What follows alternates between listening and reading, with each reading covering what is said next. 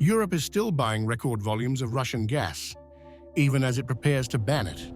In January 2026, Russia supplied a historic volume of liquefied natural gas to the European Union, highlighting a growing contradiction between Europe's sanctions rhetoric and its energy reality.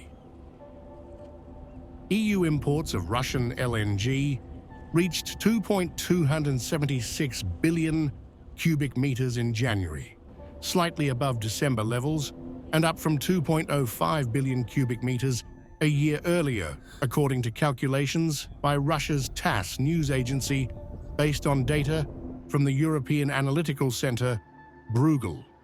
Total LNG imports by Europe stood at 12.2 billion cubic meters, up 6% year-on-year. The surge comes despite the EU's decision to impose a full ban on Russian LNG from January 2027 and pipeline gas from September 2027. The regulation takes effect in early February 2026, signaling Brussels' long-term plan to cut Moscow out of its energy mix. This record import also lands as the EU rolls out its 20th sanctions package, targeting services that help Russian oil exports, hitting shipping hubs in Greece, Cyprus, and Malta, and expanding restrictions on metals, chemicals, and so-called shadow fleets. EU Commission President Ursula von der Leyen says the goal is to pressure Moscow into peace talks.